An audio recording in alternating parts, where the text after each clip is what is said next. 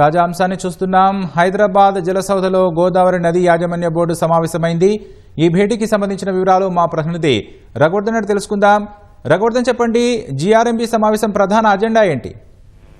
గోదావరి నది యాజమాన్య board chairman AK ప్రధాన అధ్యక్షత జరుగుతున్న ఈ సమావేశానికి తెలంగాణ, ఆంధ్రప్రదేశ్ సంబంధించిన ఇంజనీరింగ్ చీఫ్లు హాజరయ్యారు. Telangana engineering chief Anil Kumar, Andhra Pradesh engineering chief Venkateswararao హాజరయ్యారు. ప్రధానంగా గోదావరి బోర్డుకు సంబంధించిన అంశాలపై, నిర్వహణ, ప్రాజెక్టు, బడ్జెట్ అంశాలపై ప్రధానంగా చర్చ జరుగుతుంది. సాంకేతికపరమైన అంశాలు కూడా చర్చగా ఉన్నాయి. ప్రత్యేకించి తెలంగాణకు చెందిన ప్రాజెక్టులు, సీతారామ ప్రాజెక్టులు, సీతమ్మ సాగర్ ప్రాజెక్టులు, కాళేశ్వరం అదనపు టీఎంసీ సహా ఇతర ప్రాజెక్టులకు సంబంధించిన డిపిఆర్లు బోర్డుకు సంబంధించి ఉన్న నేపథ్యంలో వాటిపై చర్చ జరిగింది. దీంతో పాటు బోర్డు నిర్వహణకు సంబంధించి, బడ్జెట్ కు సంబంధించి కూడా బోర్డు నిర్వహణ కోసం రాష్ట్ర ప్రభుత్వాలు నిధులు ఇవ్వడం లేదని గోదావరి బోర్డు ఎప్పటి నుంచో చెప్తుంది. ప్రస్తుతం ఆంధ్రప్రదేశ్ 8 కోట్లకు పైగా, తెలంగాణ 5 కోట్లకు పైగా నిధులు చెల్లించాల్సి ఉంది. దీంతో పాటు ఈ వచ్చే నీటి సంవత్సరానికి సంబంధించి కూడా బోర్డు నిర్వహణ కోసం నిధులు కేటాయించాల్సింది. వాటికి సంబంధించిన అంశాలపై కూడా చర్చ జరగనుంది. గెజిట్ నోటిఫికేషన్ ప్రకారం ఉమ్మడి ప్రాజెక్టును బోర్డుకు స్వాధీనం చేయాల్సింది. అందుకు సంబంధించిన అంశాలు, మాన్యువల్ పై కూడా చర్చ జరగనుంది. దీంతో పాటు ప్రధానంగా పెద్దవాగు ఆధునికీకరణ, 2 రాష్ట్రాలకు సంబంధించి ఉన్న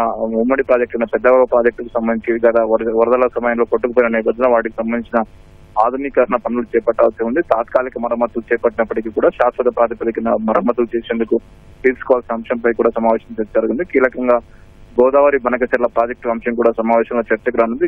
ఆంధ్రప్రదేశ్ ప్రభుత్వం చేపట్టిన ఈ గోదావరి బనకచెర్ల ప్రాజెక్టుపై తెలంగాణ అభ్యంతరం వ్యక్తం చేస్తుంది. ఎటువంటి అనుమతులు లేకుండా విభజన చట్టానికి, గోదావరి నదీ జలాల ట్రైబ్యునల్ కు వ్యతిరేకంగా ఆంధ్రప్రదేశ్ ప్రభుత్వం ఈ ప్రాజెక్టు చేపట్టిందని, దాన్ని నిలువరించాలని తెలంగాణ ప్రభుత్వం గతంలోనే ఫిర్యాదు చేసింది. కేంద్ర జల సంఘానికి కూడా ఫిర్యాదు చేసిన నేపథ్యంలో ఇందుకు సంబంధించి వివరణ ఇవ్వాలని గతంలోనే గోదావరి నది యాజమాన్య బోర్డు ఆంధ్రప్రదేశ్ ప్రభుత్వానికి సూచించింది. అయితే ఆంధ్రప్రదేశ్ ప్రభుత్వం నుంచి ఇంకా వివరణ అందలేదని ఇవాళ సమావేశంలో ఈ అంశాన్ని కూడా ఎజెండాలో చేర్చారు. దీంతో పాటు 2 రాష్ట్రాలకు సంబంధించిన ఇతర అంశాలు కూడా ఇవాళ సమావేశంలో చర్చగా ఉన్నాయి. రాకేష్, ధన్యవాదాలు రఘువర్ధన్.